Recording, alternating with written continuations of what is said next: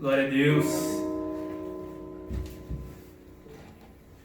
Estou conversando um pouco com vocês aqui, falando um pouco da Palavra de Deus.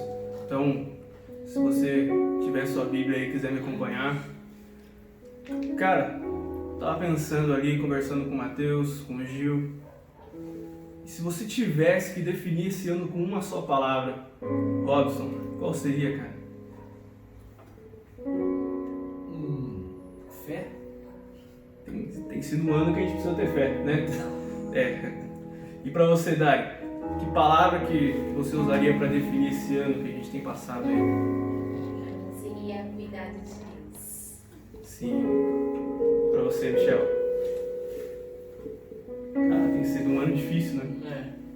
Difícil. Tem sido um ano difícil também. Cara, no início de 2020, a gente tinha tantos planos, né? Tantos projetos, sonhos que a gente queria realizar. E eu acredito que ninguém imaginava que tudo isso ia acontecer. Era absolutamente inimaginável. E tem muita gente que já praticamente até cancelou esse ano de 2020. Né? Eu sempre escuto pessoas falando aí, por exemplo, a Dari com o Robin, que são professores aí, sabem que, né, a gente não vai ter aulas até o fim do ano, né? Aulas presenciais. E, cara, pra mim que faço faculdade, é diferente porque a gente tem aquela aula remota, né? Aquela aula online. Porém, eu sei que na rede pública não tá tendo aulas, né? Tem muitas escolas que não têm recurso para isso, para fazer uma aula online. Então, o ano praticamente foi cancelado, né? Vai ter que refazer o ano aí. Cara, quando eu penso em todo esse contexto diferente, eu me lembro de Êxodo capítulo 14. Eu vou te dar o contexto de tudo que está acontecendo ali.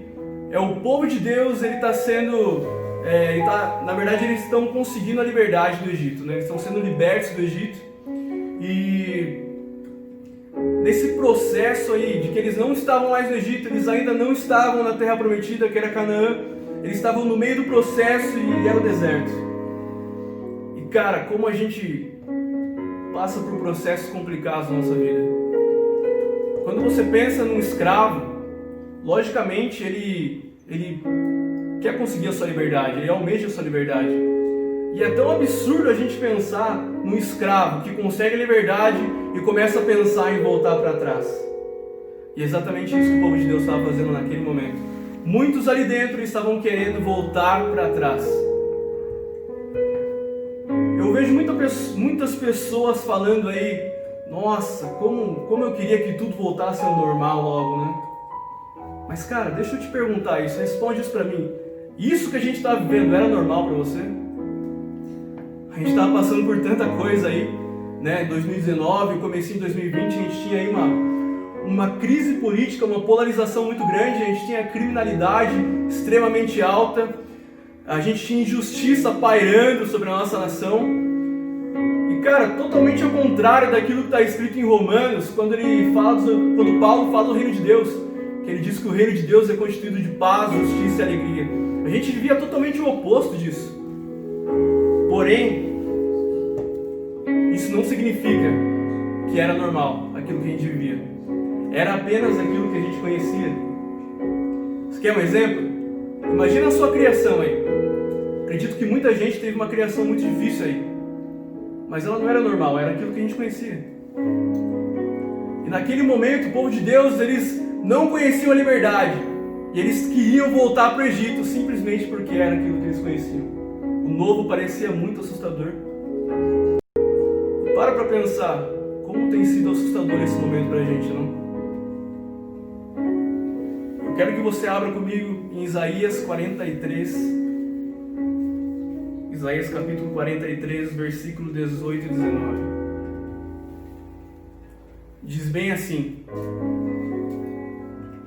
esqueçam o que se foi, não vivam do passado. Vejam, estou fazendo uma coisa nova, e ela já está surgindo. Vocês não a conhecem? Até no deserto vou abrir um caminho e riachos no ermo.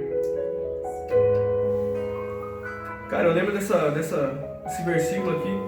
Quando eu comecei a pregar na igreja, foi um dos versículos que eu preguei nas minhas primeiras pregações. Mas, cara, pensando em tudo isso, no contexto desse versículo, a experiência expectativa para o início do ano era de um despertar para a nossa nação. Cara, eu tava lá no Descende, tinha 80 mil pessoas no estádio junto comigo, clamando por um avivamento, por um despertar da nossa nação. E exatamente 5 semanas depois, num sábado, na verdade numa sexta-feira, no sábado, 5 semanas depois, isolamento social. A gente pensava, Deus, a gente estava clamando, sende-me, envia-me. E eu sou trancado dentro de casa. Que diferente, né? Que coisa para se pensar. Mas, cara, eu tenho uma notícia para você que está me assistindo aqui. Os planos de Deus não mudaram. Os planos de Deus não mudaram, cara. Ninguém imaginava que seria dessa forma. Mas eu estou fazendo algo novo. Vocês não percebem? Existe algo novo surgindo. E para que o velho fique para trás, o velho tem que morrer para o novo nascer. Em 2019, não tinha cara de avivamento. A gente tinha uma estimativa pelo IBGE de 60 milhões de evangélicos no Brasil. E ainda assim a gente vivia num país de uma impunidade muito grande, muito crime e tudo isso que eu já acabei de falar. Mas, cara, quando eu começo a olhar para a Bíblia, que deveria ser o nosso manual de vida do cristão, eu encontro lá Jesus, os 4 primeiros evangelhos da Bíblia. Ele tinha 12 apóstolos, ele virou o Oriente de cabeça para baixo. Quando eu começo a olhar para a história, eu encontro John Wesley. John Wesley, uma vez, ele disse: me dê 100 homens cheios do Espírito Santo e eu virarei o mundo de ponta cabeça. Cara, e tudo que a gente precisa não são pessoas evangélicas que vão para a igreja, mas cristãos que vivam a palavra de Deus. Uma vez eu estava lendo um livro de um evangelista extremamente famoso, aí eu acredito que depois do Billy Graham, ele é o cara mais proeminente aí na nossa era. O nome dele é Reinhard Bonk. E ele disse: do que adianta eu ter a palavra de Deus e não pregá-la? É a mesma coisa de eu ter um prato de comida e não dar para aquele que tem fome. Cara, nós somos as Bíblias que o mundo está lendo. Para que a gente possa viver algo novo, a gente precisa despertar por dentro, sabe? Por dentro. Para mim é tão fora do contexto eu pegar a Bíblia ali e começar a ler o livro de Atos e pensar, cara, olha o que a gente está vivendo hoje. Parece que o livro de Atos é tão distante da realidade que a gente vive. Mas a realidade é que o Espírito Santo de Deus, ele clama dentro de nós. Ele clama: desperta, desperta, desperta. Eu quero fazer algo novo. Vocês não veem? Riachos no ermo, rios no deserto.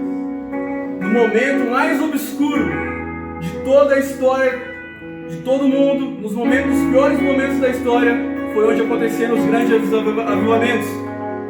Não tem como não se lembrar, em 1906, lá nos Estados Unidos, na Califórnia, momento de segregação racial, existia lugares onde negros não podiam partilhar lugares com brancos, igrejas, apartheid, e foi aquele lugar onde Deus escolheu. Não foi qualquer pessoa, foi um negro que tinha acabado de ser liberto da escravatura. O nome dele era William Seymour. Ele enxergava com um só olho. E, cara, Deus escolheu ele para começar o avivamento da Rua Azusa. Em Gales, Deus escolheu Evan Roberts, um jovem de 24 anos que clamava para que Deus mudasse a nação. Eu não sei se vocês já ouviram falar disso, mas existem relatos históricos de quando o avivamento do país de Gales chegou, o Espírito de Deus desceu naquele país, os bares fecharam, os cinemas fecharam, as tavernas fecharam, que eram lugares de festa, né? Relatos históricos de que pessoas iam pro bar, cara. Elas pediam sua dose de bebida e elas não conseguiam levantar o copo da mesa, porque a presença de Deus era tão forte em toda a cidade que não dava, cara. As Bíblias acabaram. A minha oração é para que as Bíblias acabem. Não que elas acabem, mas que muitas pessoas comprem e fiquem em falta. O avivamento não é feito de palavras bonitas, né? É feito de palavra de Deus. Glória a Deus. Eu li uma frase esses dias que estava escrito "The end is near", ou seja, o fim está próximo. Mas para você que gosta de histórias, de boas histórias, antes do fim existe algo chamado clímax. E o clímax para nós hoje é o grande avivamento que Deus mandará para a nossa nação. O despertar da noiva. Deus quer fazer algo novo na igreja. Deus quer que filhos e filhas comecem a viver aquilo que Cristo vivia na terra e manifestar as obras dele por todo lugar. Eu não sei se você está entendendo aí tudo aquilo que eu estou querendo falar para você, mas Deus está te chamando para viver algo novo. Cara, totalmente diferente daquilo que a gente está vivendo. Você olha para a direita, você olha para a esquerda, você não consegue enxergar isso. Para Deus você tem que enxergar além daquilo que os olhos veem. Deus está chamando pessoas para brilharem na escuridão. Isaías capítulo 60. O algo novo está surgindo, uma luz no meio da escuridão. Reis irão ao seu encontro, porque você tem luz. A luz brilha na escuridão. Deus te chamou para essa live aqui, não foi por acaso. Ele quer fazer algo novo dentro de você. Eu creio, cara, que nessa noite, o Deus que tirou o povo do Egito e transferiu toda a riqueza de um reino que era completamente proeminente naquela época para o povo hebreu, Ele pode mudar a sua história nessa noite. Não sei se você tomou ciência disso ainda. Deus está fazendo algo novo, cara, em você.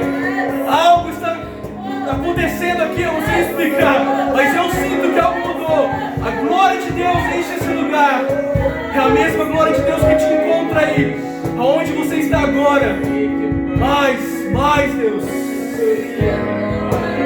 Eu sei que pessoas estão sendo encontradas aí agora.